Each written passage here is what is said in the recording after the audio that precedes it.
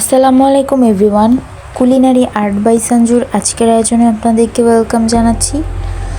আজকে আয়োজনে থাকছে চিকেন শর্মা রেসিপি। আমরা রেস্টুরেন্টে এই শর্মাটা অনেক বেশি দাম দিয়ে কিনে খেয়ে থাকি, বাট বাসায় খুব সহজে এবং অল্প কিছু উপকরণ দিয়ে এই শর্মাটা তৈরি করে নেওয়া যায় এবং খেতেও কিন্তু অনেক অসাধারণ। ছোট বড় সবারই অনেক পছন্দ হবে এই শর্মাটি, এবং গেস্ট চলে আসলে খুব চটজলদি এটি তৈরি করে নেওয়া যায়। রেসিপিটি শুরু থেকে শেষ পর্যন্ত দেখার অনুরোধ রইল। চলুন শুরু করা যাক। ফার্স্টেই আমি চিকেনটা ম্যারিনেট করে নেব। আমি এখানে 1 কাপের মতো মাংস নিয়েছি। আমি এখানে হাড় এবং ফ্রেশ মাংস দুইটোই নিয়েছি। আপনারা চাইলে শুধু ফ্রেশ মাংস নিতে পারেন বা হাড়ের মাংস নিতে পারেন। দিয়ে দিচ্ছি 1.5 চা চামচ পরিমাণ আদা রসুন বাটা। দিয়ে দিব 1 চা চামচ পরিমাণ লাল মরিচের গুঁড়ো এবং 1/2 চা চামচ পরিমাণ গোলমরিচের গুঁড়ো। এরপর দিয়ে দিচ্ছি 1 চা চামচ পরিমাণ ধনিয়া গুঁড়ো, 1 চা চামচ পরিমাণ জিরা গুঁড়ো এবং 1/2 চা চামচ পরিমাণ গরম মশলা গুঁড়ো। তারপর দিয়ে দিব স্বাদ মতো লবণ। এরপর দিয়ে দিচ্ছি 1 চা চামচ পরিমাণ সয়া সস এবং 1 চা চামচ পরিমাণ ভিনেগার। আমি এখানে গুঁড়ো দুধ ইউজ করেছি 1 চামচ। এখানে গুঁড়ো দুধ আর ভিনেগারটা দিলে একটা টক দইয়ের ফ্লেভার আসে। আপনারা চাইলে শুধু টক দইও দিতে পারেন, আবার শুধু ভিনেগারও দিতে পারেন, আপনাদের ইচ্ছা। এবার ভালো মতো মাখিয়ে নিচ্ছি যেন সবগুলো উপকরণ মাংসের সাথে ভালো মতো লাগে। ভালো মতো মাখিয়ে নেওয়ার পর এবার আমি রেস্টে রেখে দিব 30 মিনিটের জন্য। এদিকে আমি আটাটা তৈরি করে নিচ্ছি। আমি এখানে 3 কাপ পরিমাণ আটা দিয়েছি। আমি আজকে আটা দিয়ে তৈরি করব, আপনারা চাইলে ময়দা দিয়েও তৈরি করতে পারেন। দিয়ে দিচ্ছি 1.5 চা চামচ পরিমাণ ইস্ট এবং স্বাদ মতো লবণ। ইস্টটা কিন্তু খুব ভালো মানের একটা নিতে হবে। অনেক দিন পুরনো ইস্ট হলে কিন্তু রুটিটা সহজে ফুলবে না, তাই আপনাদের ভালো মতো বুঝে শুনে এবং খুব ভালো মতো চেক করে ইস্ট নিতে হবে। দিয়ে দিচ্ছি 2 চা চামচ পরিমাণ রান্নার রেগুলার অয়েল দিয়ে খুব ভালো মতো মাখিয়ে নিচ্ছি। মাখিয়ে নেওয়ার পর হাতে নিয়ে একটু চাপ দিয়ে একটু মণ্ড তৈরি করে দেখবেন। যদি দেখেন যে খুব শক্ত করে মণ্ডটা তৈরি হয়ে গিয়েছে, তাহলে বুঝে নেবেন আমাদের আটা এবং তেলটা খুব ভালো মতো মাখিয়ে নেওয়া হয়ে গিয়েছে। এবার আমি একটু একটু করে হালকা কুসুম গরম পানি অ্যাড করব। আপনারা আঙুলটা চুবিয়ে দেখবেন, যদি দেখেন যে আঙুলে তাপটা সহ্য করার মতো অবস্থা আছে, তাহলে অবশ্যই পানিটা তখন অ্যাড করবেন। পানিটা একদম গরম বা একদম হালকা হবে না। আমি এখানে যে 1 মগ পানি নিয়েছিলাম, সেই 1 মগ পানি আমার পুরোটাই লেগেছে। আপনাদের কম বেশি লাগতে পারে। দেখুন আমি কাইটা এতটা বেশি শক্ত বা এতটা নরম করিনি, একদম মিডিয়াম। এবার আমি ভালো মতো মাখিয়ে নিয়ে উপর দিয়ে তেল দিয়ে দিচ্ছি। তেল ব্রাশ করে নেওয়ার পর একটি র্যাপিং পেপারের সাহায্যে আমি ভালো মতো র্যাপ করে নিয়ে নেব, যেন বাতাস ভিতরে প্রবেশ করতে না পারে।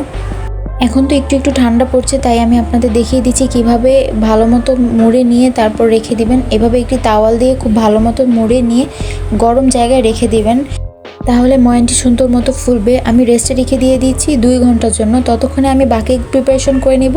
আমি এখানে একটি ফ্রাইং প্যানে দিয়ে দিয়েছি কিছুটা পরিমাণ তেল দিয়ে, তারপর চিকেনগুলোকে ভেজে নিব। এক পাশ হয়ে যাওয়ার পর উল্টে দিচ্ছি। আমি কম পরিমাণ তেল দিয়ে দিয়েছি যেন ভালো মতো উল্টে পাল্টে নিয়ে একটু বারবিকিউ টাইপের করে ভেজে নিতে পারি। আমি ভালো মতো উল্টে পাল্টে সবগুলো ভেজে নিয়েছি। দেখুন একটু পোড়া পোড়া করে ভেজে নিয়েছি, আবার একদম পুড়ে ফেলিনি। এবার আমি কুচি কুচি করে কেটে নিব। নাইফ দিয়ে খুব ভালো মতো কুচি করে কেটে নিতে হবে। সবগুলো কেটে নেওয়ার পর আমার এখানে 1 কাপ পরিমাণ হয়েছে। এবার আমি 2 ঘন্টা পর ফিরে আসছি। 2 ঘন্টা পর আমাদের আটাটা ফুলে দেখুন ডাবল হয়ে গিয়েছে। ভালো মতো মেখে নিব। ভালো মতো মেখে নেওয়ার পর এরপর আমি এটাকে একটা লম্বাটে শেপ করে দিয়ে তারপর ভাগ করে নিব। আমি এখানে 8 পিস করেছি, আপনারা চাইলে কম বেশি করে নিতে পারেন।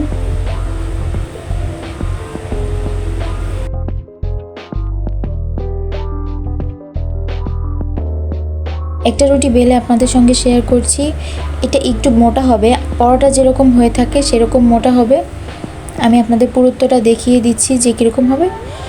এবার আমি এক একে সবগুলো বেলে নিব। বেলে নেওয়ার পর ভাজতে চলে এসেছি। আমি একটি তাওয়া গরম করে নিয়েছি। তাওয়াটা গরম হয়ে যাওয়ার পর একটি রুটি দিয়ে দিয়েছি। যখন দেখবেন যে উপর থেকে এরকম বাবল ক্রিয়েট হয়ে যাচ্ছে, তখন ভালো মতো উল্টে দিতে হবে। উল্টে দিয়ে সাইডগুলো ভালো মতো চেপে চেপে ভেজে নিতে হবে। আপনার ভালো মতো লক্ষ্য করুন আমি কিভাবে ভেজে নিচ্ছি, তাহলেই পারবেন। ভেজে নেওয়া হয়ে গিয়েছে, এভাবে সবগুলো ভেজে নিয়েছি। এবার আমি সস তৈরি করতে চলে এসেছি। আমি এই মেয়োনিজটি ঘরে তৈরি করে নিয়েছি। আপনারা যদি মেয়োনিজের রেসিপি চান তাহলে অবশ্যই আমাকে কমেন্ট করে জানাবেন, আমি আপনাদের সঙ্গে শেয়ার করব। দিয়ে দিয়েছি রসুন কুচি, 2টা কোয়া রসুন একদম ভালো মতো কুচি করে নিয়েছি। তারপর দিয়ে দিয়েছি 2 টেবিল চামচ পরিমাণ টমেটো সস।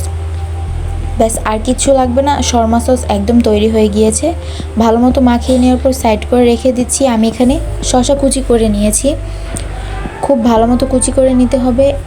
এবার শর্মাগুলো বানিয়ে নিব। আমি একটা রুটি নিয়েছি এবং পরিমাণ মতো দিয়ে দিচ্ছি সসটা ভালো মতো চারপাশে স্প্রেড করে দিতে হবে। স্প্রেড করে দেওয়ার পর এবার দিয়ে দিচ্ছি মাংস কুচি, তারপর দিয়ে দিব শসা, পেঁয়াজ এবং উপর দিয়ে একটু পরিমাণ সস দিয়ে দেখুন কিভাবে ভাঁজ করে নিচ্ছি।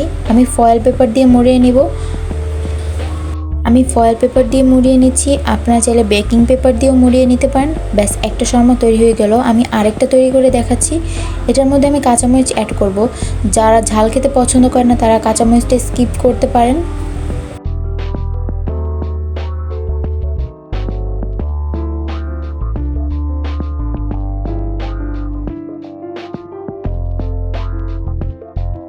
বানিয়ে নেওয়া হয়ে গিয়েছে। এবার একে একে আমি সবগুলো বানিয়ে নিয়েছি।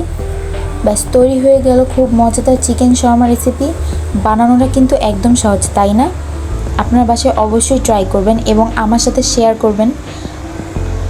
আপনাদের ফ্রেন্ডস এবং ফ্যামিলির সঙ্গে রেসিপিটা শেয়ার করতে ভুলবেন না যেন। যদি আমার রেসিপিটি ভালো লেগে থাকে তাহলে আমার চ্যানেলটিকে প্লিজ প্লিজ প্লিজ সাবস্ক্রাইব করে দিবেন এবং একটা লাইক করে দিবেন। আপনাদের লাইক আমাকে অনেক বেশি উৎসাহ দেয়। আমার চ্যানেলে সহজ সহজ রেসিপি পেতে পাশে বেল আইকনটি অবশ্যই প্রেস করে দিবেন। বেল আইকন প্রেস করলে আমার রেসিপির নোটিফিকেশন সবার আগে আপনি পেয়ে যাবেন। দেখুন ভিতরটাও কিন্তু খুবই সফট। বাসায় একবার হলে তৈরি করবেন, আশা করছি নিরাশ হবেন না। আমি আবারও ফিরে আসবো নতুন কোনো রেসিপি নিয়ে। আজ বিদায় নিচ্ছি, আল্লাহ হাফেজ।